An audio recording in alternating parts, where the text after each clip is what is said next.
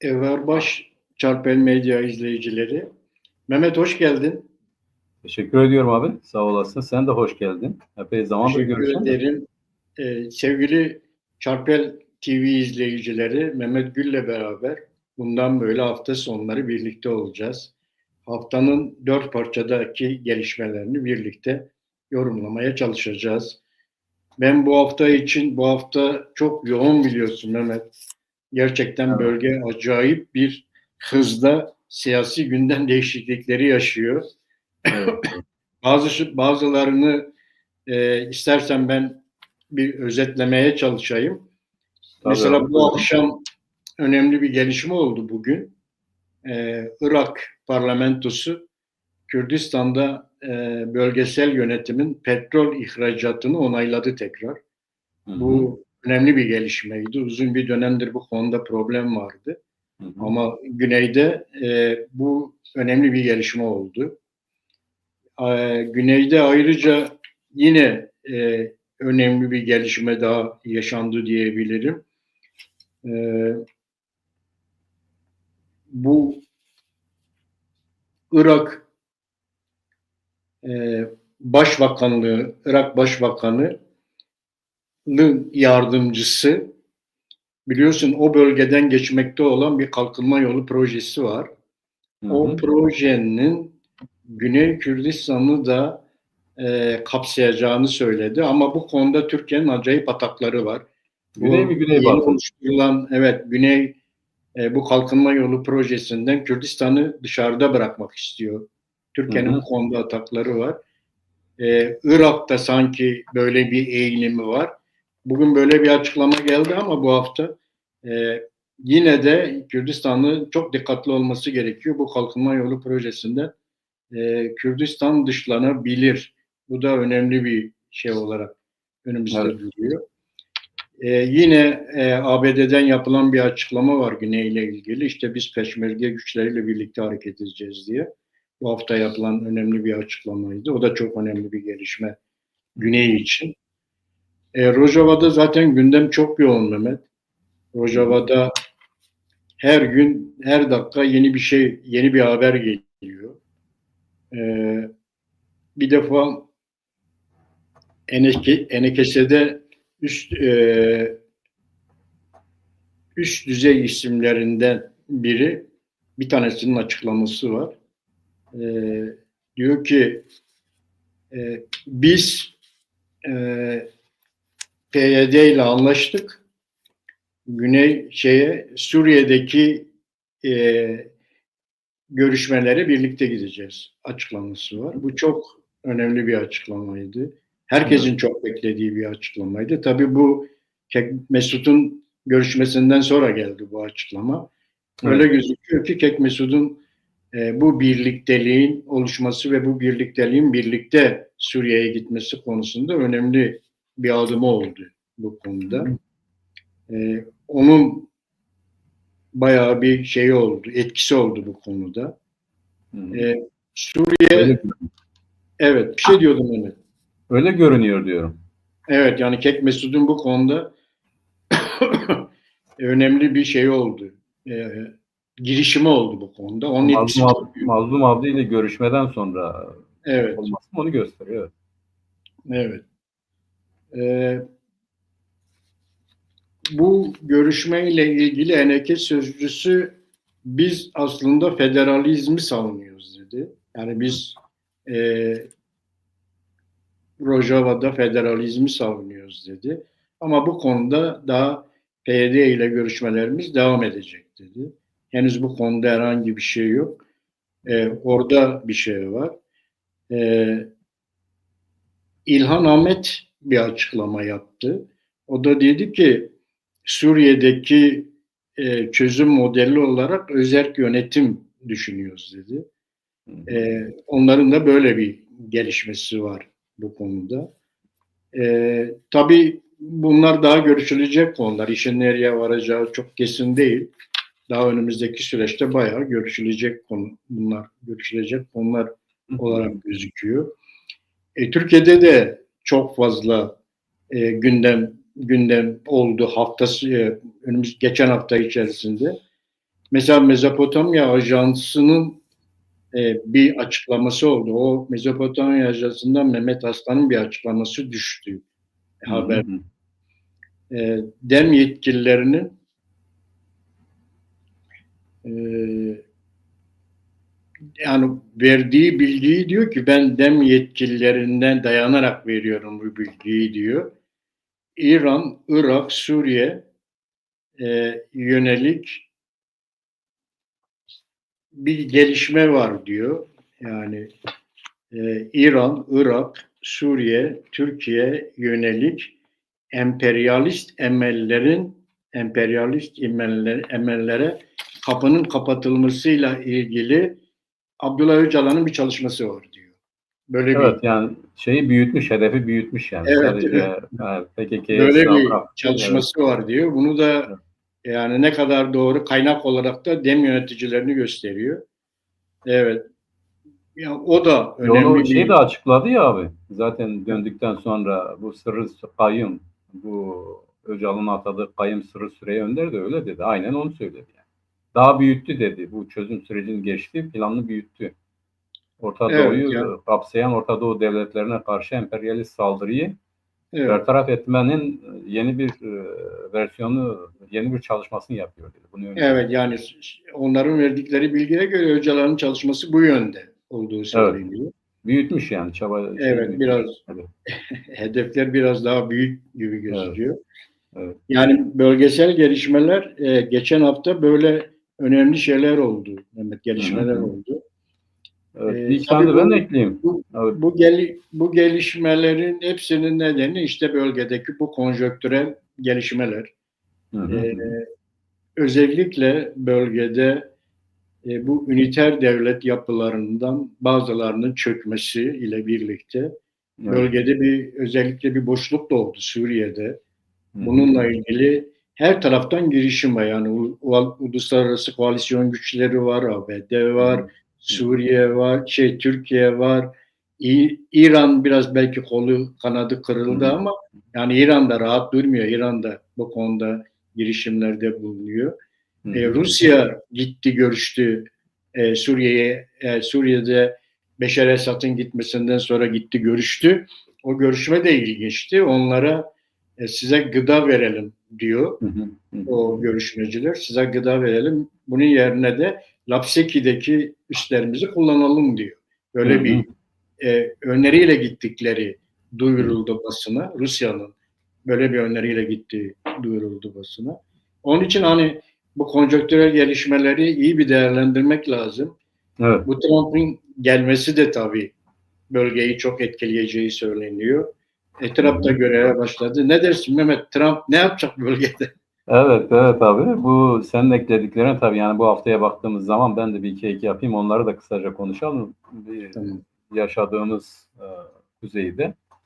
Kuzeyde yine kayyum siyaseti devam etti. Siirt'e de kayyum atadılar. Evet. Türkiye'de hükümet strateji değiştirmedi de alan genişletti. Artık CHP'yi de bu demle ya da HDP ile aynı düzlemde görüyor.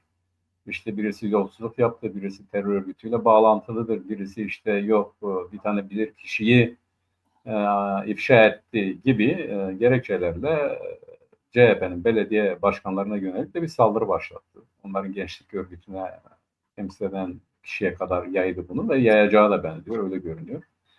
Bugün Erdoğan'ın kadınlar toplantısındaki konuşmalarına baktığımız zaman biraz böyle çekilmiş gibi görünüyor ama bu yönde de bir cereyan olacağını da gösteriyor, söylüyor.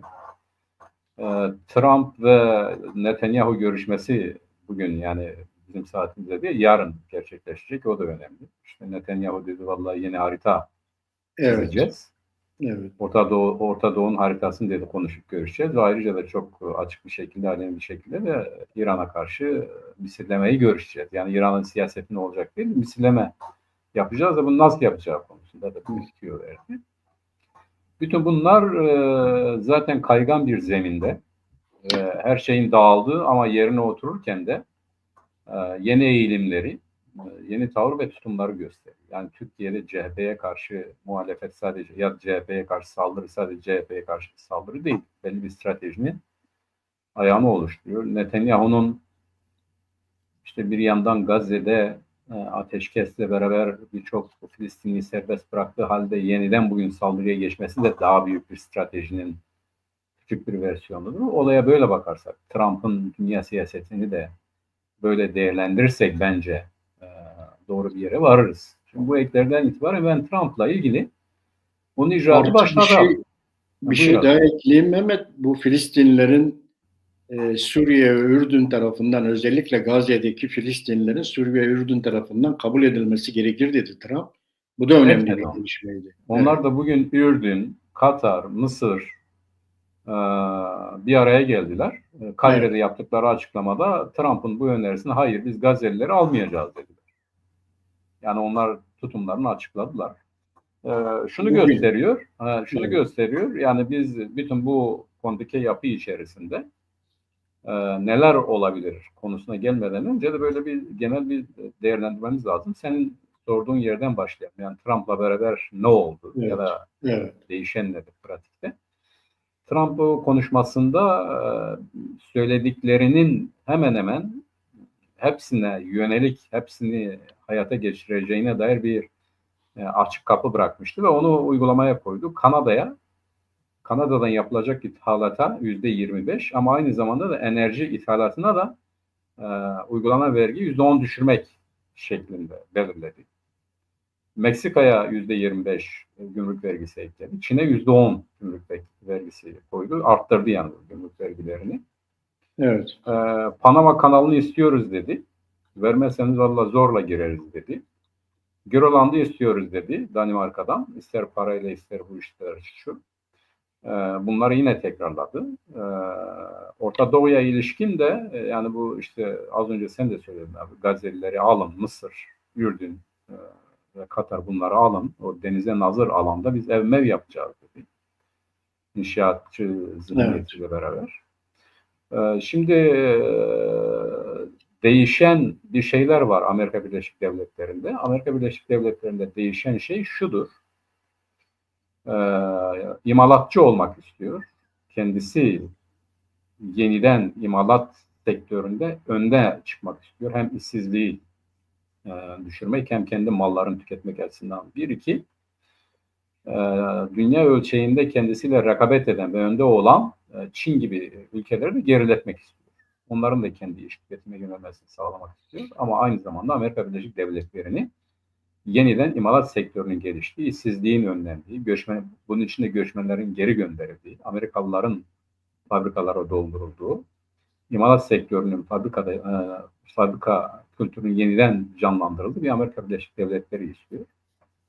Buna yönelik işte bir takım hamleler geliştiriyor. Grönland'ı niye istiyor? Grönland tabii iki açıdan önemlidir. Birincisi bu stratejik konumu itibariyle yani Rusya'ya karşı ya da Rusya'nın saldırısı karşısında önemli bir alan olarak duruyor. Fakat sadece bu değil, bu çevre, bu iklim değişikliğiyle beraber yani dünyanın ısınmasıyla beraber yeni bir ticaret yolu da oradan mümkün kuzeyden. Bugüne kadar işte bu pek mümkün değil ama bundan sonra mümkün olabilecek bir şeydi. Bunu da Çin karşısında istiyor. İki sebebi vardı. Bu her iki sebeple Trump o Grönland adası üzerinde durmaya devam edecek. Ya oradaki üslerinin geliştirilmesi ve ticaret hatları yeni bir ticaret yolunun inşası bakımından da daha fazla ayrıcalık elde edecektir. Panama kanalı da bununla alakalıdır. Panama'yı biliyorsun Carter mı onlara verdi? Kim verdi yani Panama idaresini? Şimdi yeniden orayı Amerika'nın daha fazla etkin olabileceği şekilde elde etmek istiyor. Çünkü Çin'in oraya önerdiği rüşvet büyüktü. Biz bu Panama kanalı artık küçüldü. Pek işlev göremiyor. Daha büyük ticaret gemilerin geçmesi aslında biz genişletelim, buraya yatırım yapalım diye gitti Çin. Yani oranın rızasını da alarak gitti. Bütün bunları biz yapalım dedi. Yani ücretsiz yapalım ama kullanalım dedi ama Amerika oraya bir cebir uyguluyor. Biz ele alacağız burayı diyor. Yani Çin'in orada hüküm sürmesinden rahatsız oranın denetimi yeniden ele almak istiyor. Yani ticaret savaşının getirdiği hamleler bunlar. Hem vergilerin arttırılması hem Grönland ve Panama kanalı üzerindeki egemenlik mücadelesi. Anlıyoruz bu açıdan önemli. Orta Doğu'da Trump'ın siyaseti, Orta Doğu'da da yani birilerinin dediği gibi çekilecek falan filan bunlar tabii abesle iştigaldir. Amerika Birleşik Devletleri Orta Doğu'daki varlığı iki şeye dayanıyor. Birincisi gerçekten stratejik müttefiki olan ya da kendi neredeyse paraleli olan bir İsrail'in ve İsrail'in Orta Doğu'daki etkinliğini sürdürülmesi. İkincisi ise Orta Doğu'ya bağımlı ülkelerin, yani Çin, Avrupa gibi kıtanın, Çin gibi ülkelerin Orta Doğu'ya enerji bakımından bağımlılığını ele geçirmek için ya da kontrol etmek için burada olmak zorundadır. Yani Avrupa Rusya'dan diyelim doğalgaz alıyordu. Gerçi onu epey azalttı. Şimdi güneş enerjisi vesaire kullanıyor ama Orta Doğu'dan var. İşte bu Orta Doğu'daki enerji Amerika Birleşik Devletleri'nin kontrol etmek istediği, bu vesileyle de Avrupa'yı ve Çin'i kontrol etmek istediği ya da pazarlık gücünü arttırmak istediği bir alan. Yani birilerinin bize, geçen gün bir yazı okudum, birileri işte ya siz niye onlara karşı, Amerika'ya karşı mücadele etmiyorsunuz, anti-emperyalist değilsiniz falan, sanki de Kürtlerden dolayı Amerika buradaymış gibi. Sanki de Kürtler onu çıkarabilecek bir güce sahipmiş gibi böyle garip bir eleştiriler yöneltiyorlar. Amerika Birleşik Devletleri dünyayı çok kutuplu hale gelen dünyada kendi mevzisini, kendi egemenliğini, Trump'ın işte MAGA Amerika dedi, yani yeniden Amerika'yı büyük yapma projesi dediği hadiseyi gerçekleştirmek için Orta Doğu'daki petrollerin, doğalgazın, enerji kaynaklarının ve aynı zamanda buradaki ticaret yollarının da denetim altında olması gerekiyor. Dikkat ediyorsan ta bu yeni çağa kadar İngiltere'nin en büyük handikapı neydi abi? İngiltere ile Hindistan arasındaki ticari hatlarında en önemli nokta, en düğüm yer Kürdistan'dı ve bizimle onlar arasındaki, hani diyorlar ya, kuyruk acısı buradan başlıyor yani. Onlar burada hep bizim bastırılmamızı istediler. Bu dünya ticaretinin gerçekleşmesi için, işte Hindistan'la araların ticaretin denetimini sağlamak için hep bizi sıkıntıya soktular. Burada biz onları engelliyoruz gibi düşündüler. Kendilerine uygun devletler kurdular. Şimdi Amerika Birleşik Devletleri açısından da böyledir. Sadece oradaki askeri yapı, bu şu falan filan değil, aynı zamanda ticaret hatları açısından da önemli bir alandır. Amerika buraya bu nedenle gelmiş durumdadır. Bu nedenle buradadır ve burada bu sebeple olduğu için bize işi düşmüştür Amerika. Yani Kürtlerin de bu bölgeyle bir problemi var. Bu problemi çözmek için Kürtler açısından değişen bu dengeler ortamında Amerika ile yan yana düşmüştür. Ya da sadece Amerika değil, yani uluslararası koalisyonla Kürtlerin çıkarları yan yana düşmüştür. Bu onların dost ya da düşman olduğu anlamında değil, mevcut konjektürde ikisinin de kendi çıkarları açısından birlikte olmaları gibi bir durum ortaya çıkmıştır. İşin esası budur.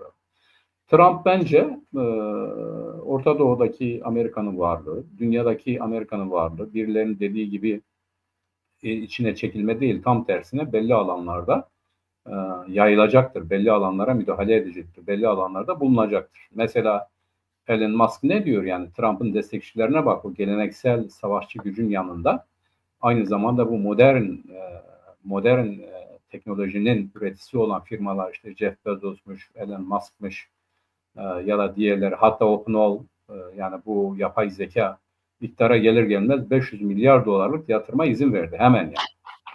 Yani bu Microsoft çevresine. Elon Musk'ı bu konuda eleştirenler oldu ama Elon Musk bugün ne diyor? İşte bu Starlink olsun, uzay teknolojisi olsun, otomotiv üretimi olsun, elektrikli otomotiv üretimi olsun, her neyse bütün bu alanlarda Trump'ı destekleyen bir numaralı bir sektördür. Jeff Bezos dünya ticaretini elinde tutan bir sektöre hükmediyor. Bütün bunlar Trump üzerinden, yani Trump'ı destekleyerek var olmaya, aynı zamanda da dünya ticaretini, dünyadaki hakim durumlarını korumak için uğraşıyorlar. Bunlar aynı zamanda yeni model üretim sektörleri. Yani sendikaya karşıdır, işçi istediği gibi işçi atmayı ya da işsizleştirmeyi, her neyse bunun yerine teknolojik imkanları geçirmeyi gibi konularda da bunlar önü çeken, yeni üretim biçimi ve yeni üretici güçleri temsilen yeni üretim biçimi oluşturmaya çalışan, dünyada da buna uygun, mesela düşün ki Almanya'da Nazilerle bile işbirliği yapmayı göze alabilecek kadar gözü kara sektörlerdir. Trump demek ki bu iktidara gelmesi bir başkanlık değişikliği değil, aynı zamanda Amerika Birleşik Devletleri ve dünya açısından yeni bir zihniyetin boy vermesi ve bunun hayata geçirilmesi için bir sürecin başlaması. Bunu Netanyahu'dan sonra bunu biraz daha net anlayacağız zaten. Trump'la ilgili söyleyeceğim kısaca bunlar olabilir. Tabii Netanyahu'yla görüşmesi de önemli. Çünkü Netanyahu açıklaması çok şeydi, yani çok çarpıcı bir açıklamaydı. Hı hı, hı. Yani biz Trump'la beraber bölgenin haritasını değiştireceğiz Evet. iddiasıyla gitti Trump'ın yanına. Hı hı, hı hı. Bakalım oradan ne çıkacak o görüşmeden, ama Ha, ABD bölgede Mehmet, yani bölgeden çekilmiyor. tabii Ee, tabii. Burada yine Trump'ın danışmanlarından birinin hafta içi yaptığı bir açıklama vardı. Trump kesinlikle bölgeden çekilmeyi düşünmüyor dedi. Bir bunu açıkladı. İkincisi de Suriye'de Kürtlerin gerçek haklarının verilmesini istiyor dedi. Evet, Buna, evet, bunu açıkladı. Bu da hafta içi yapılan önemli bir açıklamaydı. Özellikle evet, bölgedeki gelişmeyle ilgili, evet, Suriye'deki gelişmeyle evet, evet, ilgili ABD'nin çok farklı gruplarından çok farklı açıklamalar geliyor. Onların hep tavrı böyle. Çok değişik adamlar, çok değişik açıklamalar yapabiliyorlar. Orada da herhalde bölgenin nabzını tutmaya çalışıyorlar. O tabii. nabzlara onların açıklamalarına verilen cevapları izliyorlar. Ona göre bir yol yöntem kendilerine çiziyorlar. Ama bu son açıklama öyleydi. Yani kesinlikle Trump Suriye'den çıkmak istemiyor.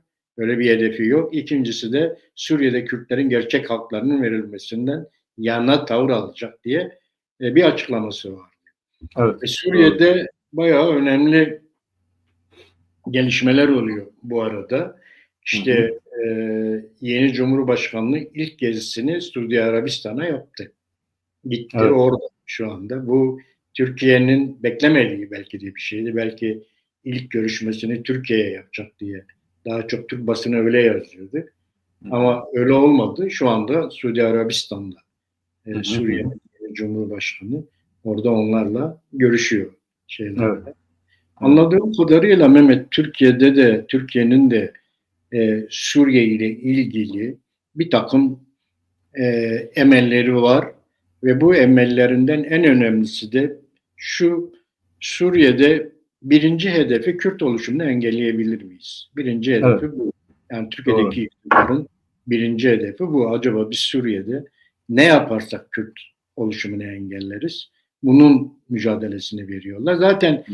hani biliyorsun, daha önceden Güney Kürdistan meselesinde de bunu açıklamışlardı. Demişlerdi biz onu engelleyemedik ama Suriye'yi engelleyeceğiz. Ta o Evet, zamanlar açıklamışlardı. evet, evet. Suriye'de buna izin vermeyiz diye. Şu anda Hakan Fidan'ın bütün atakları bununla ilgili. Aynen. Yani bu oluşumu nasıl engelleriz? İkinci atakları, ikinci beklentileri, acaba Suriye ordusu içerisinde nasıl etkin olabiliriz Hı hı. meselesi var. O da biliyorsun, bunların elinde bir Suriye Milli Ordusu var. Bu Hı Suriye hı. Milli Ordusu'nu biz HTŞ'ye tekrar yaparsak, ki Suriye Milli Ordusu HTŞ'den çok güçlü, Hı hı. 90 bin üyesi olduğu söyleniyor. Biz bunu Suriye'de HTŞ'nin içerisine koyarsak ordu içerisinde de belki etkinlik yaparız. Bir de Türkiye'den yetişmiş, oraya giden bakanlar var şu anda yönetimde. Hı. Onu gündeme getirebiliyor. Onu konuşmaya çalışıyorlar. Benim anladığım kadarıyla Türkiye'nin şeyleri bu. O Hı hı. bölgede Hı hı. yapmak istedikleri, yani özellikle de Kürtlerin oluşumunu engellemek. Üçüncü amaçları da yeni yazılacak olan Suriye Anayasası'nda etkin olmak. Bu Evet, üç doğru. konuda etkinlik kurmaya çalışıyorlar. Bunun için bazı çabaları var. Hakan Fidan bugün bir açıklama yaptı herhalde. İşte Katar'a gitti yine. Katar'a gitti. Katar'dan bir açıklama yaptı. Dedi ki hani bu tutuklu IŞİD'lerle ilgili bir açıklama yaptı. Dedi işte biz 4 ülke, Suriye, Irak, Ürdün ve Türkiye. Biz bu 4 ülke bu tutukluların sorumluluğunu üstümüze almak istiyoruz dediler. Hani uluslararası koalisyon güçleri ve gerekse ABD bu IŞİD'li tutukluların PYD tarafından, Kürtler tarafından tutulması gerektiğini söylüyorlar. Ama bu çok gülünç bir iddia. Yani Hı hı. Türkiye IŞİD yani IŞİD'li bir yönetimi Suriye'nin başına itelerken aynı zamanda IŞİD'li tutukluların kendisini kontrol etmesini istiyor.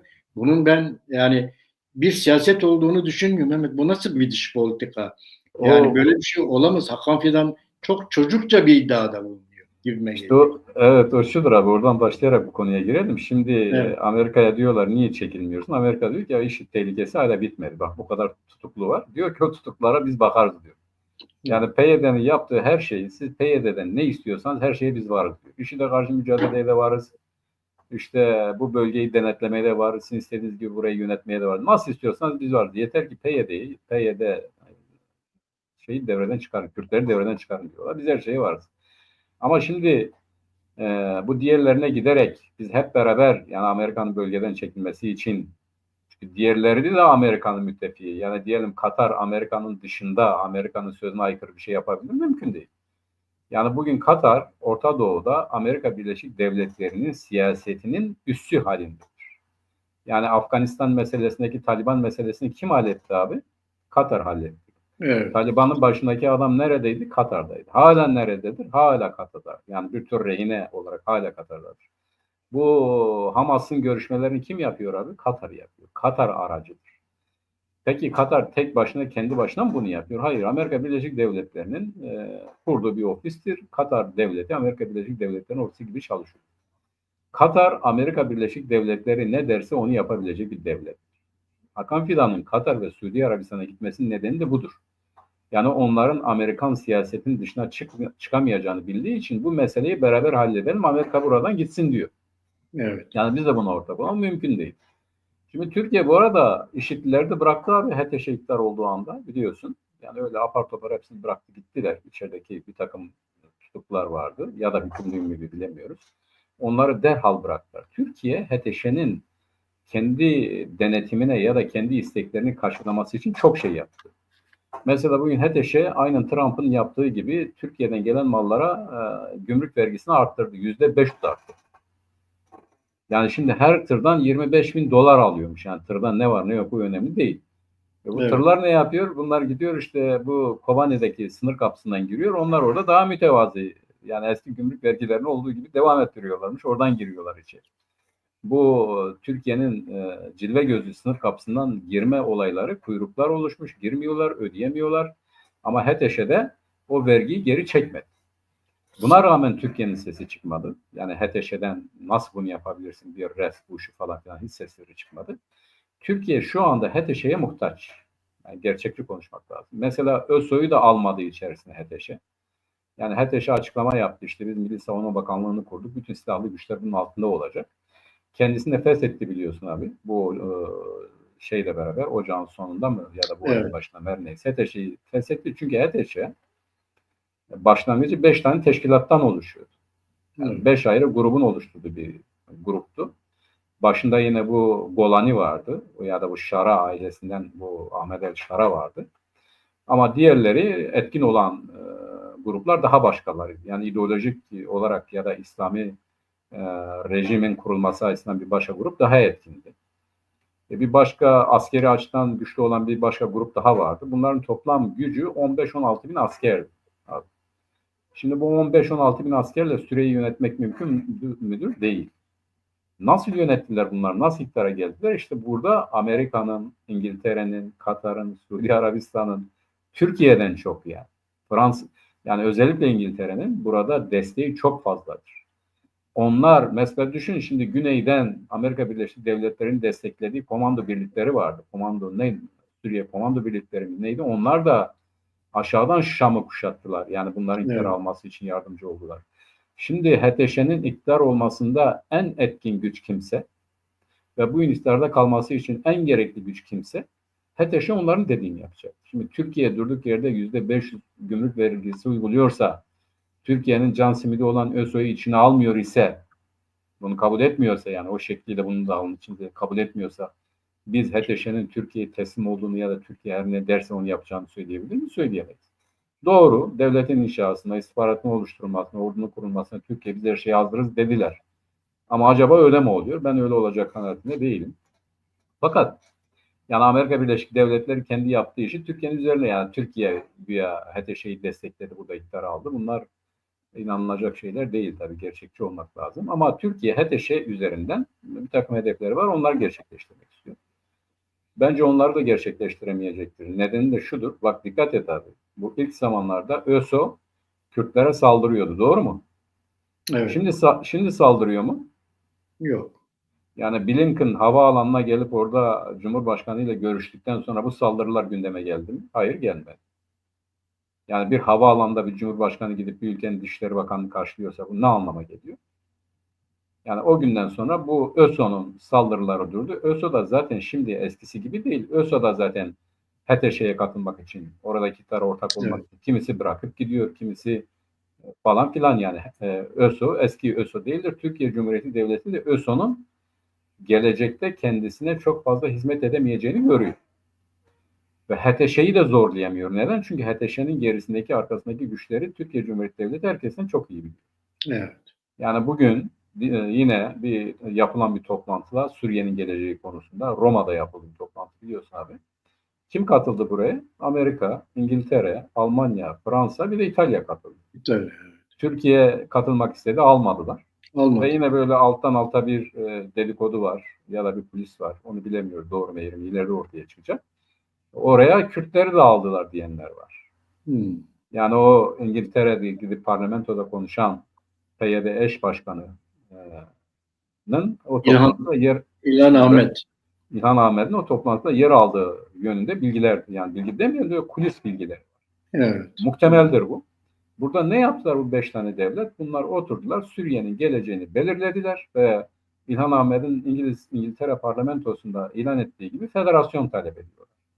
Şimdi bunun isimleri değişebiliyor. Öz yönetim, özerk yönetim ve benzeri, ama bunun literatürdeki bir devlet inşasındaki adı federasyondur. Yani Suriye'nin ancak bir federal zihniyetle, yapıyla, yani merkezi yönetim ama eyalet sistemi, kendi kendini yöneten bölgeler, yerel hükümetler, yerel yönetimlerin olduğu bir modelle ancak Suriye'nin yeniden inşa edilebileceği konusunda Amerika Birleşik Devletleri, İtalya, Fransa, İngiltere, Almanya, artık biraz Almanya çekincelidir. Almanya bunu açıktan pek telaffuz etmiyor Türkiye'deki ilişkilerin nedeniyle, ama buna da bir şey yapamıyor. Ve daha önemlisi şu abi. Bu Golani ne dedi, ya da Ahmet El Şara dedi ki evet biz PYD ile görüşüyoruz ama şu anda bir anlaşma yok aramızda.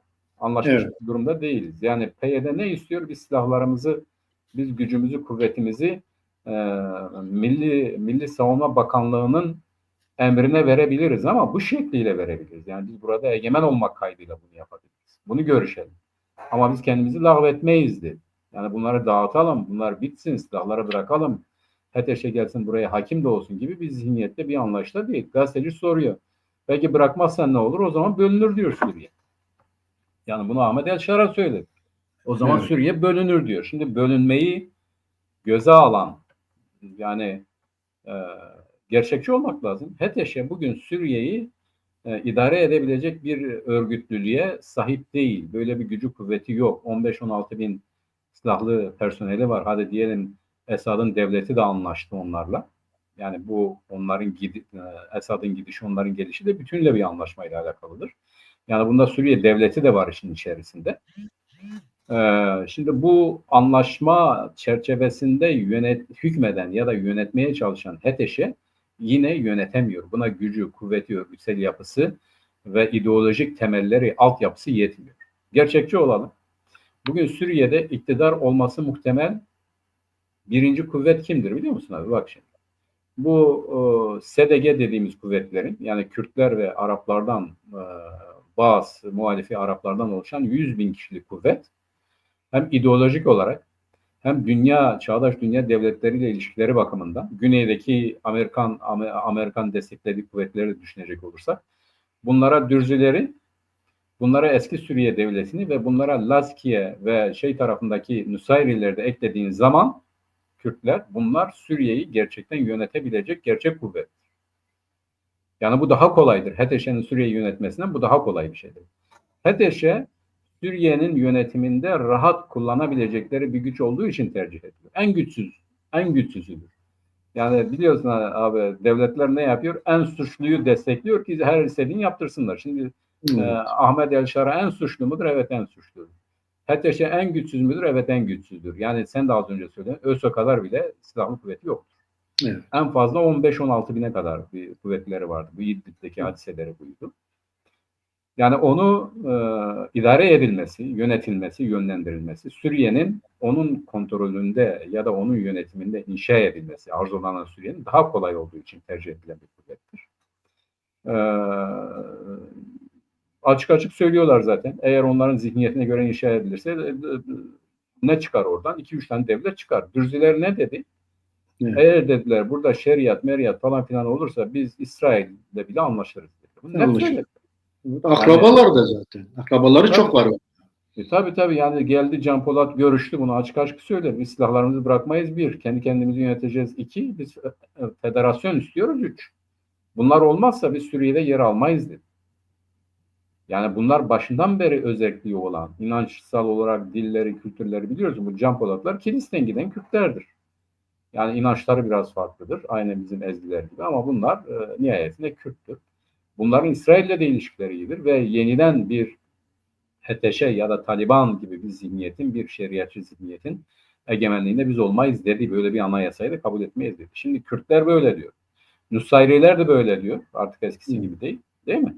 Evet, bir de orada Hristiyanlar var. Bir de laik Araplar var. Yani bu Esad'ın muhalifleri ve Esadçı, Baasçılar var. Bunların hepsini bir araya getirdiğiniz zaman HTŞ'nin istediğini yapma ihtimalinin zor olduğunu zaten bellidir.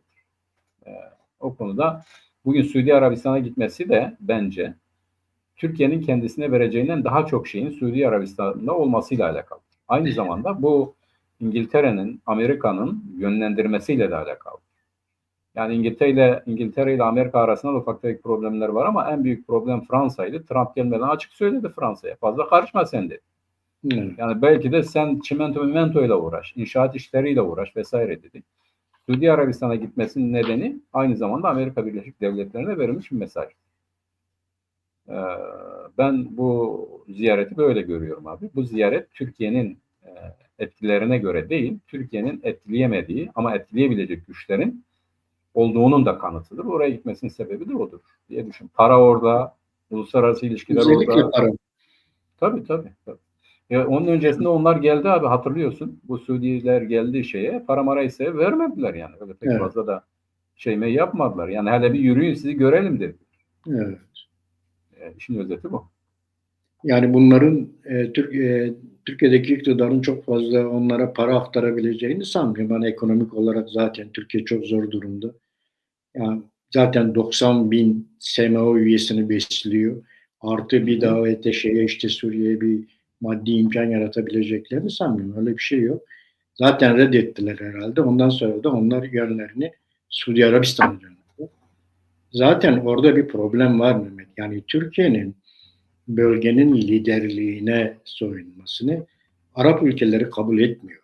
Yani başta işte Suudi Arabistan, Mısır, Birleşik Arap Emirlikleri Türkiye'den çok rahatsızlar. Yani Türkiye'deki iktidarın bu ataklarından çok rahatsızlar. Yani biz bir Arap toplumuyuz diyorlar. Nasıl Arap olmayan bir toplum gelecek bizi yönetecek? Eskiden yani bu Neo Osmanlı dedikleri hedeften çok uzaktalar ve Türkiye'ye karşı en büyük tavrı Suudi Arabistan koyuyor, Mısır koyuyor, bir de Birleşik Arap Emirlikleri koyuyor. Kesinlikle böyle bir liderliğin oluşamayacağını, yeniden bölgede Neo Osmanlıcı bir yapının oluşmasının önünde en büyük engel olan 3 tane hem parasal olarak hem büyüklük olarak hem de uluslararası güçlerle ilişkileri açısından çok önemli 3 ülke bunlar. Bunlar karşılıyorlar. Tabii burada bunlar Mehmet olurken yani işte bölgesel güçlerin Suriye'deki çalışmaları, Türkiye'nin bölgedeki çalışmaları falan gerçekleşirken Kürtlerin de kendi aralarında bir gelişme yaşanıyor. Özellikle herkes bekliyor işte yani PYD ile Enekese'nin bir araya gelmesi konusunda oluyor. Bu geçen hafta Enekese'den Neşet Zaz'a, bu Enekese'nin üst düzeylerinden bir tanesi bir açıklama yaptı ve o açıklamada dedi ki biz Mazlum Abdi ile görüştük. 3 konuda anlaştık diyor. Birincisi diyor Suriye'de herkesin kendi rahat siyaset yapacağı Kürtler arası bir ortamın oluşması diyor. Hı hı. Birincisi bu diyor. Hı hı. Yani Suriye'de bulunan Kürtlerin kendi aralarında siyasi bir özgürlük istiyor. Herkes rahat olsun, herkes her şeyi konuşsun, her şeyi söyleyebilsin. Biz de ona göre hareket edelim diyor. Hı hı. Birinci şeyleri oydu onların açıklamaları. İkincisi ortak bir siyasi anlayış taslağı. Hı Yani hı. Suriye'deki Kürtlerin kendi aralarında ortak bir siyasi anlayış taslağının hazırlanması ve bu bu siyasetle tarafların müzakereye katılması Evet. anlamına Evet. geliyor. İşte üçüncüsü de birlikte Suriye'ye gidelim şeyi. Bu üç konuda Evet. Mazlum Abdi ile anlaştıklarını Evet. açıkladı Enekesi. Bu önemli bir gelişme, önemli bir anlaşma. Evet. Ne diyorsun Mehmet bu üç maddeye? Evet, bu zaten budur yani Kürtler arasında birlik dediğim zaman da anlaşılması gereken bu. Bu temel prensipler çerçevesinde birlikte hareket etmeliler. Onun dışında tabii ki herkesin siyasi görüşü farklı olacak. Herkesin Evet. yani Enekese zaten kendi içerisinde 10-15 tane teşkilattır. Yani PYD de öyle. PYD de başlı başına ama yani belli bir ideolojik egemenliği daha çok orada. Bir Arap kesim var, bir Kürt kesimi oluşuyor ama Enekese hepsi Kürttür fakat fraksiyon olarak, ideolojik olarak birçok örgütten müteşekkil bir olaydır. Evet. Ama bizim de istediğimiz bu zaten. Yani realitenin de gerektirdiği bu. Böyle olması gerekiyor. Bir, Kürtler olarak hareket etmeleri. İki, Kürtler olarak farklı siyasal perspektiflere sahip olmaları. Kendi içlerinde ama dışa karşı Kürt milletinin çıkarlarını korumaları. Ve bu konuda da birlikte hareket etmeleri. Bunu başarırlarsa zaten bence uluslararası düzeyde birlik sağlanmış olur. Zaten bizim de önerdiğimiz ya da bizim de düşündüğümüz mesele bunların kendilerini feshederek tek örgütsel çatı altında birleşmeleri değil, tam tersine varlıklarını koruyarak kendi hakları için birlikte hareket etmeleridir. Evet. Hatırlıyorsun o zamanlar Cenevre'de zaman zaman yani daha Esad iktidardayken görüşmeler oluyordu. Enekes'e gidiyordu. Evet. Ama PYD gitmiyordu. Yani Gitmiyor. hatta o zaman PYD'yi de eleştiriyorduk. İşte bu Amerika ile koalisyonla siz berabersiniz ama aranızda bir anlaşma var mı? Yok. Sizi tanıyorlar mı? Yok. Nedir yani siz paralı asker misiniz? Diyorduk o zaman. Şimdi durum buradan çıktı. Artık Kürtler yani Fransa da onu istiyor. Fransa'nın bu konuda çabaları var ama e, bu yöndeki açıklamaların olması iyidir ve biz bu gerçekleşmeden de zaten anlamlı bir şeylerin oluşması çok zordur. Fakat öbür taraftan da realite şudur abi. Şimdi bölgeye baktığımız zaman Kürtler artık bu HTŞ yani Baas'ın egemen olduğu, Esad'ın egemen olduğu Suriye'deki Kürtler değil. Bir, konjonktür değişti. İki, jeostrateji değişti. Bugün Orta Doğu'ya baktığımız zaman iki tane önemli aktör yok artık. Birincisi Rusya'dır, ikincisi İran. İsrail, İran'ın etkinliğini onun acentelarını ortadan kaldırarak yaptı. Yani Hamas ve Hizbullah'ın ortadan kaldırılması çok önemli bir faktördü ama Esad'ın düşmesiyle beraber de İran'ın etkisi şimdi Irak içerisinde bile çok zayıfladı. Irak artık kendi içerisinde, İran artık kendi içerisinde bile kendi güvenliği konusunda kaygılı. Pezeşki Birleşmiş Milletler'de ne dedi? Bizi bölmeyin dedi. Açıktan yani. Zaten bunu işte bugün Netanyahu ne diyor? İran'a misillemeyi görüşeceğiz. Ne dedi Pezeşki orada? Dedi ki ya bizi bölmeyin. Bizi böyle 5 tane devlet çıkar buradan. Daha zor olur yönetmek. Bizimle anlaşın dedi.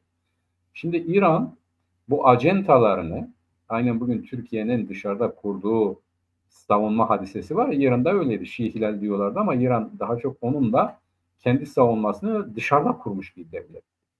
Yani Lübnan'daydı, Filistin'deydi, Suriye'deydi, Yemen'deydi. Şimdi Suriye, Yemen, Filistin gitti. Yani buralardaki dayanakları, Evet. acentaları bitirildi. İki, Irak'ta Haçlı Şabi var. Haçlı Şabi zaten şimdi geriledi. Yani çok net bir şekilde bunu gördüler ve herhalde Irak yönetimi onu denetim altına aldı ya da alacak. Bir diğeri İran artık kendi içerisini toparlamaya çalışıyor. Yani onu toparlayabilirse, kendi muhalifleriyle, işte diyelim Belücilerle, Kürtlerle anlaşabilirse bir şeyler olabilir. Yoksa İran için ciddi bir tehlike var ve İran artık Orta Doğu'da dünkü gibi değil. Birincisi bu değişen manzara. Yani bu jeostratejiye baktığımız zaman İran ekonomik olarak, askeri kuvvet olarak, yani fiziki, yani coğrafi olarak önemlidir ama bu coğrafyanın devam ettirilmesi konusunda gerekli olan alet edevata ya da araç gerece ya da diğer uzuvlara e, sahip değil artık ya da bunların önemli bir kısmını yitirdi. Şimdi İsrail çok önemli bir aktör olarak yeniden devreye girdi. Bugün Suriye'nin Golan Tepelerinin Birleşmiş Milletler'in denetiminde olan kısmını da aldı. Ben Evet. buradayım, buradan çekilmeyeceğim. Az Evet. önce sen de söyledin. HTŞ ilk defa saldırı düzenledi, değil mi? Evet. Yani HTŞ'nin araçlarına saldırdı. Niye? İsrail'in buraya kimse giremez dediği bölgelere girdikleri için. Evet. İşte haberlerde görüyoruz. Yani ya burada işte biz sıradan yerleriz. Burada asker olmadığı halde İsrail buraya füze attı diyor. Çünkü İsrail artık Şam'ı görebileceği noktada da duruyor. Demek ki Orta Doğu'da bu jeopolitik açısından değişen bir diğer şey nedir? İsrail'in o yok ettiği şeye karşı uzuvların yerini almış olması. Öne çıkmış durumdadır. Doğru. Yani Hamas ve Hizbullah eski kuvvetlerinde değildirler. O jeopolitik içerisinden önemli oranda çıktılar. Hizbullah bütünüyle çıktı.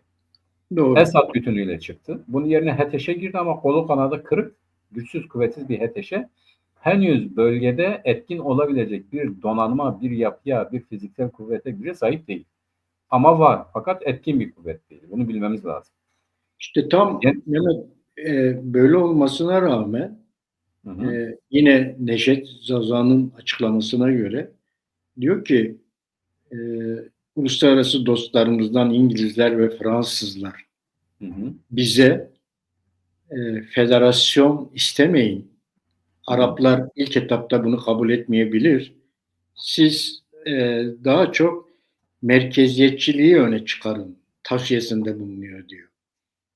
Ya olabilir yani ona ben tabii onların ne görüşüyor ne bitiyor aralarında onu bilemiyoruz ama onlar da şunu çok iyi biliyorlar yani. Suriye'de Evet, merkezi bir yönetimin yani üniter bir yönetimin olma ihtimali yok. Bu yok. evet, Ancak şu olabilir yani benim tahminim. Doğru bir Suriye yönetimi olacak ancak bölgesel hükümetlerin de olduğu bir Suriye yönetimi. Yani özerk bölgelerin, özerk yönetimlerin Fransa'nın, İngiltere'nin, Amerika'nın buna itiraz ediyor. Zaten Amerika her tarafta gittiği her yerde eyalet sistemiyle gidiyor. Kendi rejimi odur öyle onu gidiyor. destekliyor. Yönetimden algıladığı o. Rusya da böyledir. Şimdi Evet, bir diğer bölgeden çekilen kuvvet Rusya'dır.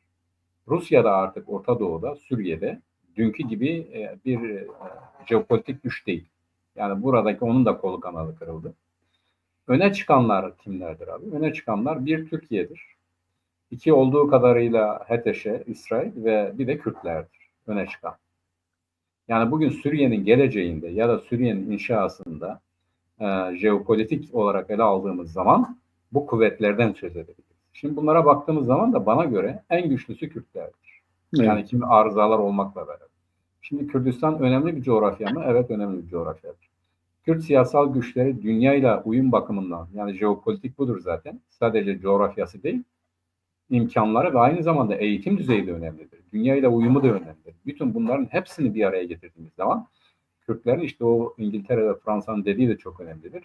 Yapıcı olun anlamındadır. Yani yeni Suriye'nin inşasında doğru bir faktör, bir aktörsünüz, jeopolitik bir güçsünüz ama bunu sadece kendi çıkarlarınız için değil, bölgede istikrar da koruyabilecek yeni bir statünün oluşması için kullanın diyorlar. Şimdi ben şu kanaatteyim. Merkezi bir yönetim önerseler bile yeniden Suriye'nin Baas döneminde olduğu gibi bir merkeziyetçi Suriye'nin oluşmasını istemezler. Onlar da istemezler. Çünkü böyle bir Suriye'nin kontrolü daha zordur. HTŞ evet, zaten şeriatçı bir güç olduğunu söylüyor. Zamanla bu otoritesini kurduktan sonra da Esad'dan daha kötü şeyler yapacağını herkes biliyor. Yani şimdiden bile bunu yapıyor. Onun için ben uluslararası kuvvetler açısından, bölgenin de jeopolitiği açısından baktığımız zaman güçsüz bir Suriye'nin, yönetebilecekleri bir Suriye'nin inşasından yana olacaklardır. Bu da şu anlama geliyordur. Yönetimsel olarak tamam bir Suriye yönetimi olabilir ama bölgesel özelliklerin güçlü olduğu, güçlü bölgesel yönetimlerin olduğu belki de 5 parçalı bir Suriye e, inşa edilebilecektir. Burada Kürtlerin bu inşada en güçlü, en kuvvetli hem ideolojik olarak hem politik olarak hem de güç olarak bugün PYD'nin elindeki güç az bir güç değildir. Barzani de ne dedi? Eğer buraya bir müdahale olursa biz de müdahale ederiz. Yani Kürtler artık Rojava'ya sadece bir Rojava olarak bakmıyorlar. Kendi memleketleri olarak bakıyorlar. Bu şekilde hareket ediyorlar. Bu da devreye girdiği zaman uluslararası güçlerle beraber de Kürtler önemli bir jeopolitiktir. Jeopolitik güçtür. Ve bu inşada mutlaka şu veya bu şekilde değil, önemli oranda rolleri olacaktır. İkna olmadıkları, evet demedikleri hiçbir statükonun tutma ihtimali de bana göre yoktur. Yani Suriye'deki durum budur bana göre. Hatta az önce de söyledim. Kürtler Suriye'nin yönetimine bile talip olabilecek müttefiklere sahiptirler. Eğer bu politik mahareti gösterebilirlerse. Yani Dürzülerle, eski Bağızçılar ve Arap muhalefeti ve Kürtler ve Nusayriler bir araya gelirse Heşheşe kuvvetleri azınlıkta kalır. Yani gerçekçi davranırsak şeyi olarak da öyledir. Askeri kuvvet olarak da öyledir. Dünyayla uyum da öyledir. Yani bütün bunlar bir araya geldiği zaman biz Suriye'de daha farklı bir yönetim görebiliriz. Kürtler yeter ki politik perspektife sahip olsun. Kendi güçleri bana göre bunu kaldırabilecek yeterliliktedir. Ben böyle düşünüyorum. Öyle yani Mazlum Abdi de bir açıklama yaptı bu konuyla ilgili. Yani onların açıklamasında da sen dediğin gibi yani biz Suriye'de sadece orduya katılmak değil, hükümete de katılmak istiyoruz açıklaması yaptı. Yani biz görüşeceksek sadece orduyu görüşmeyiz, orduyla birlikte hükümeti de görüşürüz anlamında açıklamalar yaptı. Yine e, bugün e, İdlib'de bu HTŞ'lilerin bir mitingi oldu. O mitingde İslam hukukunu istiyoruz, demokratik laik yönetime karşıyız diye bir miting yaptılar. Tabii şeriat istiyoruz diyorlar. Evet, şeriat istiyoruz diye miting yaptılar. Bu da sanırım mevcut yönetimin elini çok zayıflatacak bir miting yani. Batı'ya Tabii. başka mesajlar verirken kendi kontrollerinde yıllarca yönettikleri İdlib'de böyle bir mitingle ortaya çıkmaları uluslararası koalisyon açısından da çok böyle dikkat çekici bir olay oldu. Tabii zaten o mezhebini bile belirtmişler abi. Her ne kadar 4 mezhep haktır diyorlarsa da biz işte Şafii hukukunu uygulayacağız diyor. Evet. Yani şeriat istiyoruz ama Şafii mezhebine göre biz burada bir hukuk uygulayacağız. Yani bir İslam hukuku uygulayacağız diyorlar. Şimdi bunların o diğerlerine tanıdığı özgürlük İdlib'de Hristiyanlara tanıdığı özgürlükten belli oluyor. Yani ne istiyorlar? Diyor tamam biz sizin Hristiyan olduğunuza karışmayız. Ama sizin Hristiyanınız olduğunuz görünür olmasın. Mesela kilisede çan çalmayın pazar günü. Yani olun ama kimse bilmesin yani. Sessiz olun. Şimdi İslam hukuku ya da şeriatta diğer kesimlere karşı tanınan haklar modernize olmamış abi. Yani diyelim Osmanlı zamanında gayrimüslimler nasıldı? Kaldırımda yürüyebiliyorlar mıydı? Kaldırımda bile yürüyemiyorlardı. Ata binebiliyorlar mıydı? Binemiyorlardı. Reaydı abi bunların hepsi. Yani bunların üreticilikten gelen özellikleri bile öyleydi. Yani. Mesela bunların Müslüman olmasına sonradan izin vermediler. Çünkü yoksa vergi toplayamıyorlar. Şimdi oysa Osmanlı İslam hukuku reforme edilmiş, gelişmiş en ileri şeylerden biriydi. Ama bunlar şu anda şeriat dedikleri hadisede eğer gerçekleştirilirse diğerlere zaten yaşama hakkı tanıma ihtimalleri yok. Kendi bünyelerinde, kendi ideolojileri, inanç demiyorum ona ben, kendi ideolojileri gereği eğer bir Suriye kurmak isterler zaten kan gövdeyi götürür yani.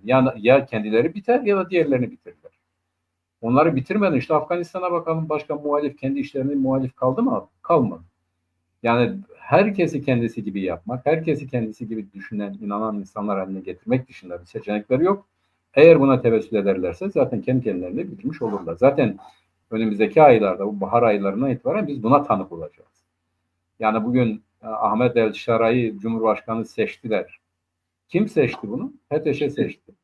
Yani bunun meşruiyeti var mı? Hayır. Yok. Bunlar zaten bir hükümeti yıkarak geldiler. Yani öyle diyelim. Esad gitti bunlar geldi. Nerede bunun meşruiyeti? Nereden aldı bu Cumhurbaşkanlığı yetkisini?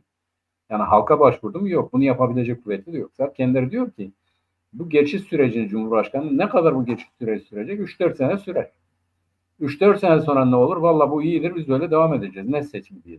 Yani onun için bence Suriye'de böyle kısa vadede bir inşaat süreci, bir olumlu yapı vesaire görmek mümkün değildir. Daha tam tersine giderek eğer bu HTŞ'liler akıllanıp herkesin hakkını hukukunu tanıyan bir federasyon değil de merkeziyetçilikte ısrar ederlerse Suriye'nin geleceğinde bölünme vardır. Yani bu bölünmeyi önleme güçleri, kuvvetleri de yok zaten. açıkçası. Bir de Mehmet, bu gelişmeler olurken İlhan Ahmet de bir açıklamada bulundu geçen hafta. O da dedi ki bizim için Suriye'de özel bir yönetimin oluşması için görüşmeye hazırız birincisi. İkincisi de demokratik ademi merkeziyetçilik işini görüşmeye hazırız. İki konuda biz çalışmalarımızı bitirdik. Bu ikisini görüşmeye, Suriye'deki yönetimle görüşmeye hazırız açıklamasında. Evet. Yani Doğru. bir tanesi özellik, ikincisi de ademi merkeziyetçilik. Evet. İkisini de Yani görüşmek bölgesel istiyor. hükümet. Evet, yani bölgede Evet, bir hükümet bölgesel olacak. Evet. Ama bir de bir merkezli hükümet olacak. Fakat bölgesel hükümetin yetkileri, merkezli hükümetin yetkileri vesaireleri olacak. Asayiş kuvveti de olacak. Kendi kuvvetlerini feshetmeyecekler.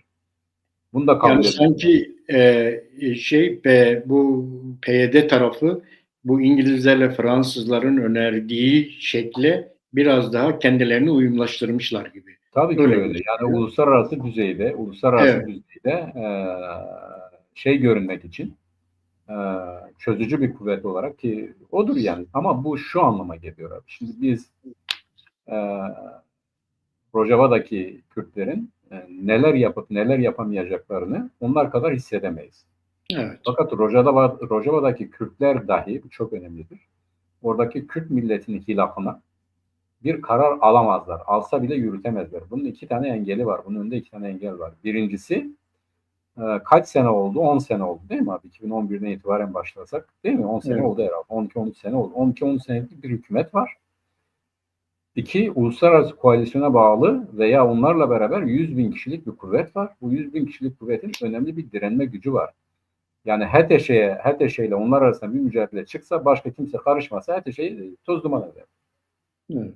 Şimdi böyle bir kuvvetin elindeyse sen gidip herhangi bütün otoriteni, bütün yetkilerini, hak hukukunu inkar ederek bir statükoya evet demezsin.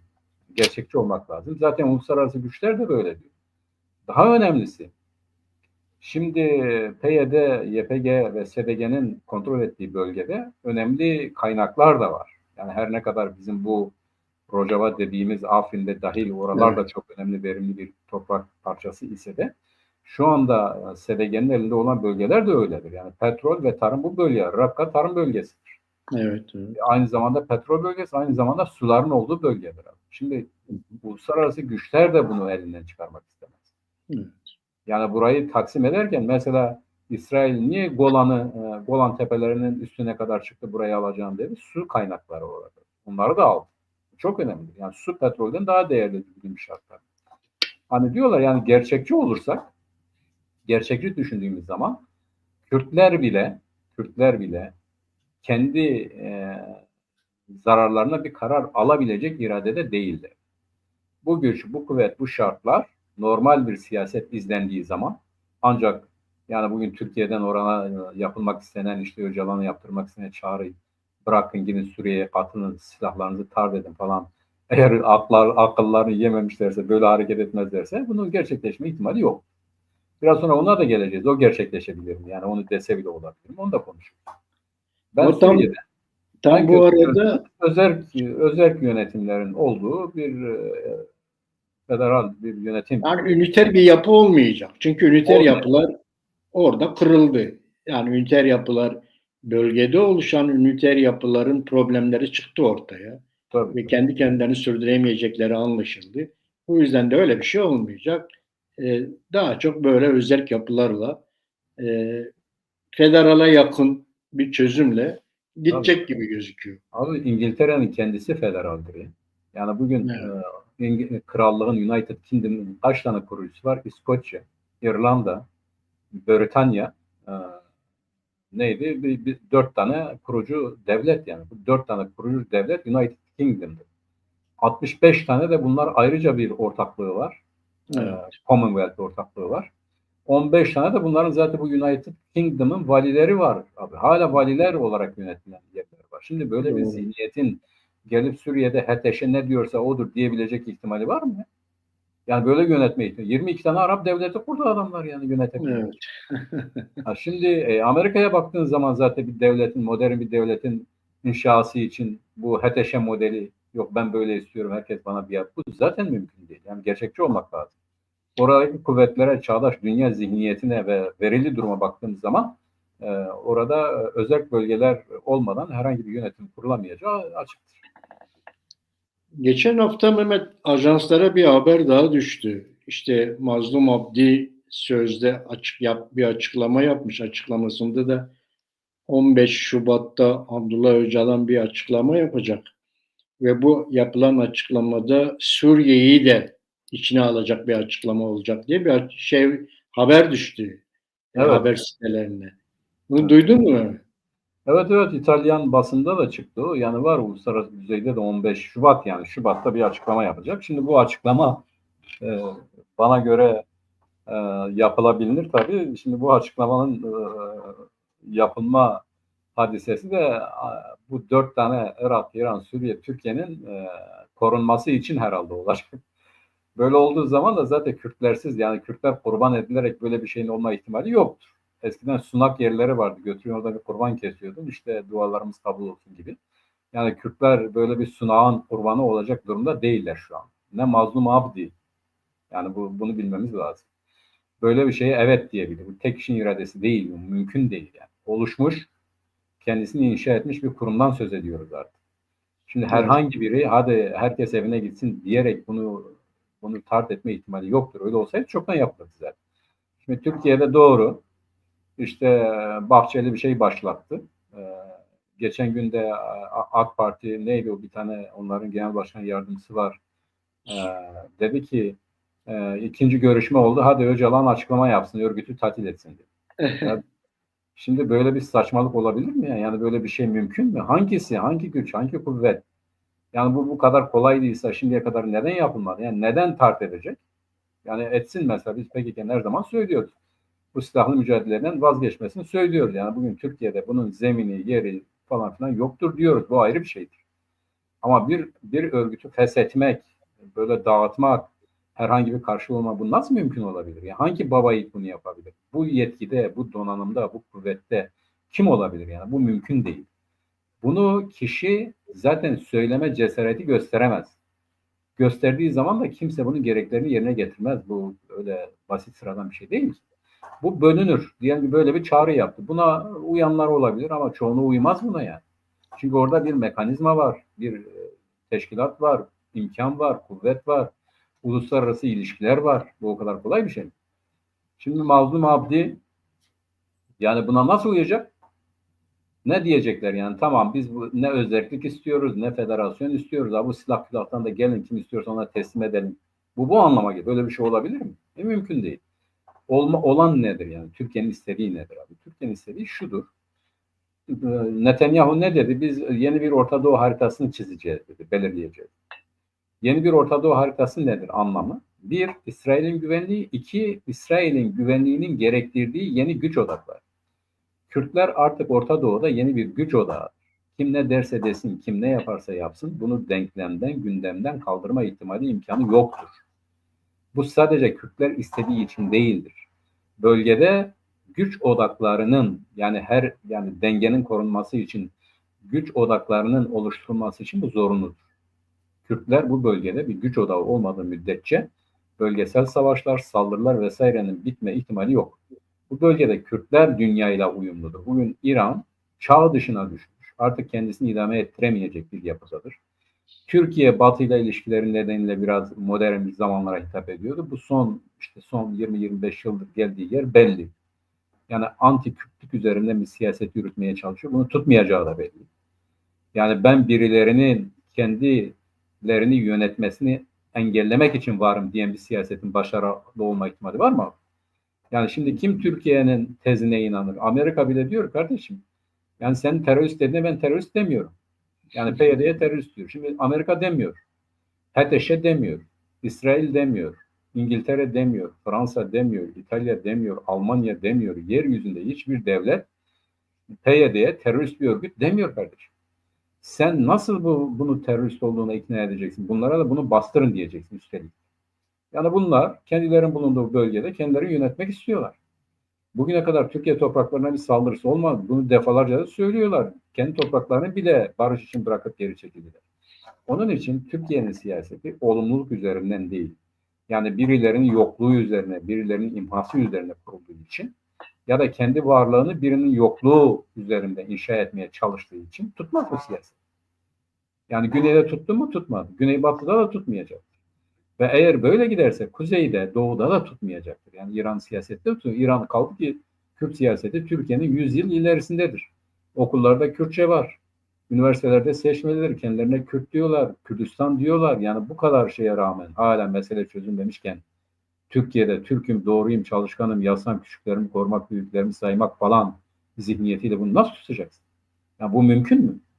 Hadi birisi gelsin desin ki burada artık Kürt meselesi yok, çözüldü. Yani Öcalan'a bunu dedirtmeye çalışıyorlar. Niye? Uluslararası düzeyde desin ki biz kardeşiz, bizim istediğimiz herhangi bir şey yok. Bize karışmayın, meselemiz varsa da biz kendimiz çözeriz. Bunu desen ne olacak yani? Çözülecek mi? Herkes buna inanacak mı? Buna uyacak mı? Hayır. DEM Parti'yi bile buna uydurmazlar. Yani bunu bu konuda şevkle, heyecanla çalışan iki tane temsilcisi olmasına rağmen, iki tane kayyımın bu konuda canla başla çalışmasına rağmen o birilerinin 50 milyon Kürt Türkiye'ye bakıyor yalanlar rağmen bunun olma ihtimali yoktur. 50 milyon Kürt doğrudur. Kendisinin haklarının tanındığı herkesle bir arada yaşamaya vardır. Ama kendi haklarının tanınması kaydıyla. Evet. Kim bunu tanırsa, Kürtler zaten bunu söylüyor yıllardır. Yani kimseyle kavgalı, gürültülü değil. Kürt olarak biz yaşamak istiyoruz. Buna kim saygı duyuyorsa, bizi böyle görüyorsa herkesle biz yaşamaya varız. Yani bunun bir şeyi yok ki. Sır değil ki bu. Yani birisi işte bir neydi adını söylemek istemiyorum. İşte Amerika'nın Kürtlere verecek bir şey yoktur. Türkiye'ye bakmalılar. Ya Türkiye'nin verdiği bir şey yok ki. Amerika'nın da zaten biz bir şey vermesini beklemiyoruz.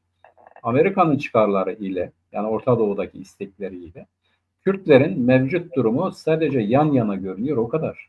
Yani Amerika da bizim çıkarlarımızı korumaz. Kendi çıkarları için burada. Kürtler bunun bilincindedir. Yani bizim güneydeki referandumu kim engelledi? Amerika engelledi. Neden engelledi? Çünkü güneyi kaybetmek istemiyor Irak'ı. Ya da İngiltere Basra petrollerini kaybetmemek için ne yaptı? Bize karşı tavır alıyor. Yani gerçekçi olmak lazım. Kürtler bunun bilincindedir. Kürtler kendi geleceklerini belirlemek için kendilerini tanıyan, kendilerine saygı duyan, nasıl ki biz başkalarına saygı duyuyorsak, kendilerine saygı duyan, o hakları tanıyan herkesle bir arada yan yana yaşama iradesine, isteğine, dirayetine sahip. Birilerinin bunu yok o öyle değil, böyledir demesinin bir alemi de yoktur. Burada bir de şey var Mehmet, yani Türkiye'ye baktığımızda Türkiye hala bölge siyasetini 20. yüzyıldan kalan Türk siyasetiyle, yani Türkiye hükümetlerinin siyasetiyle aynı götürmek istiyor. Yani o konjonktür çok uzakta kaldı. Bu 21. yüzyılın ilk çeyreğinde bölgede gelişen konjonktür çok farklı. Yani Türkiye her zaman 20. yüzyılın konjonktürüne baktığımızda işte bölgedeki Kürt gelişmelerine karşı refleks gösterip ona karşı tedbirler alan, onu bozmaya çalışan bir şey etkisi vardı. Ama şimdi 21. yüzyılın bu ilk çeyreğinde Kürtlerin böyle bölgesel bir güç olduğu bir dönemde hala o döneme özgü politikalarla bu işi götürmeye çalışması mümkün değil. Yani siyasette bir özellik vardır biliyorsun. Siyaset gerileyen tarafla değil, gelişen tarafla birlikte yapılır. Gelişen yönle birlikte olarak yapılır. Yani şimdi bir tarafta HTŞ var, bir tarafta Kürtler var. Yani Kürtlerin bu kadar gelişkinlik düzeyi olmasına rağmen bölgesel politikalarını Kürtlerle birlikte kuracaklarına, bölgesel politikalarını HTŞ ile birlikte kurup Kürtleri yok etmek üzerine oluşturulan bir politika var. Bu çok geri bir politika ve çok eski bir politika. Evet. Bu bugünkü konjektüre uyan bir politika değil. Bununla götüremezler işi. Böyle olmaz. HTŞ'den bunu istediklerinde HTŞ der ki bunlar bizim dostumuz değil, bizi ortadan kaldırmak istiyorlar. Yani Evet. Özsoy'u bizim yerimize geçirmek için bizi bunlarla çatıştırıyorlar diyecektir. Diyecekler. Evet. Yani Aynen ama öyle. objektif olarak o böyle olacak yani. Evet. Yani Ve üstelik bugün çok bütün kötü bir gelişecek politika izliyorlar. Yani eski bir politika, o politika başarıya ulaşamamış bir politika. 21. yüzyılın ilk çeyreğinde bölgesel konjektürün dinamikleri çok farklı. O dinamiklere uygun bir politika yapmıyorlar. Hala eski politika. Yani mesela bir örnek daha vereyim. Şimdi Bas rejimi ne yapmıştı? İşte Türkiye-Suriye sınırında 15 kilometre derinliğinde bir bölge elde etmek istemişti. Ve orayı da Arap kuşağı atmak istemişti. Şimdi Evet. o bazın politikasını AKP devralmış, baskıcı AKP olarak ortaya çıkıyor. Yani Aynen. işte Türkiye-Suriye sınırında 30 kilometre derinliğe bir güvenlik bölgesi. Halbuki bunların hiçbirisine gerek yok. Şunu söyleseler, deseler ki ya Suriye'de Kürtlerin kazanacağı bir statü Türk devletinin tehlikeye sokmaz. Türk devleti için tehlikeli değildir. Deseler olay bitecek zaten. Aynen öyle. Şimdi bugün zaten bu HTŞ de yavaş yavaş şuna gelecek. Bu gümrük vergilerini arttırması gibi diyecek. Biz kendi sınırlarını koruruz. Bu ÖSO çekin diyecek. Ya da ÖSO gitsin buradan diyecek. Bu zaten yani eğer birisi ben hükümetim, devletim diyorsa bunu demek zorundadır. Mecburen bunu diyecek. Biliyorsun ÖSO tabanından çok böyle paralı askerlerin olduğu bir kuruluştur. Çok Şimdi farklıdır bir de. Hepsi Suriyeli değildir. değil tabii. Şimdi HTŞ mesela Kürtlere ilişkin böyle bakmıyor yani. Onu bir kuvveti olarak görüyor. Yani eğer diyor anlaşamazsak çatışmayız diyor. Bölünür diyor Suriye. Evet. Çünkü çatıştığı zaman uluslararası güçlerle karşı karşıya geleceğini biliyor. Bunu yapmak Biliyor. istemiyorlar. Orada Şimdi uluslararası bunlar güçler. HTŞ güçleninceye kadar, orada gerçekten hükümet iktidar oluncaya kadar, seçimlere gittiğinde de kazanabilecek düzeye gelinceye kadar kimseyle çatışmak istemeyecektir. Bu açık olan bir şeydir. Ama aynı zamanda kendisini etkileyen kuvvetlerin tazikiyle de onların istediği doğrultuda hareket edecektir. Bunlar da kimdir? Gerçekçi olalım. Büyük kuvvetlerdir, büyük devletler. Yani bu büyük devletlerin bulunduğu yerde HTŞ'nin gelip Türkiye'nin isteklerini yapması da gerçekçi bir şey değil. Zaten kahraman da değiller zaten, çok affedersin. Yani bir akıl kârı bir işte değil yani bu olay. Evet, evet. Onun için ben Türkiye Cumhuriyeti Devleti'nin bu dışarıya karşı siyasetinin e, aynı zamanda içeriye de zuhur ettiğini, yani dışarıya karşı nasılsan içeriye de uyansır, bugüne kadar bunu yapmadı, giderek de buna yöneldiğini ve bu kendisini daha güçsüz hale getirecektir. Yani bu CHP'ye, MHP'ye karşı vesaire uyguladığı siyaset vesaire var ya, hani yani şimdi içerideki siyaset dışarıya yansır ya da dışarıdaki siyaset içeriye etkiler.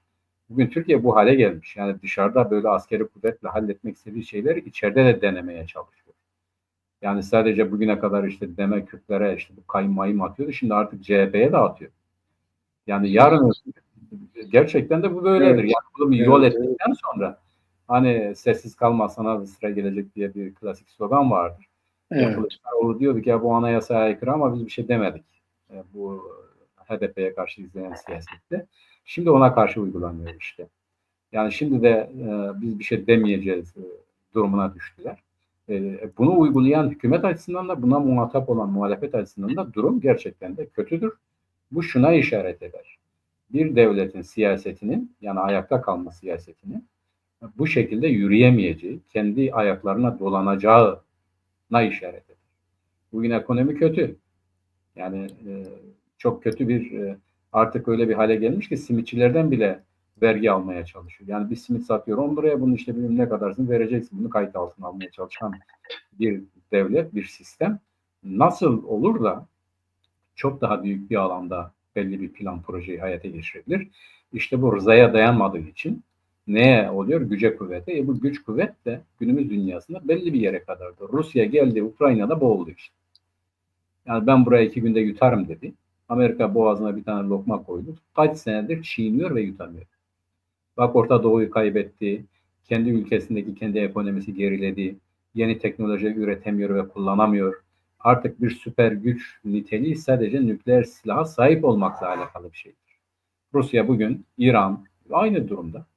Şimdi e, eğer Türkiye'de yani bu şekilde devam ederse, bu savaşı sürdürmeye çalışırsa, ben Kürtlerin Kürt olarak yaşamasını önlemek için bu işi yapıyorum derse kendisinin takatı buna yetmeyecektir. Bu diğer devletler gibi sıkıntılı günler yaşayacaktır diye düşünüyorum.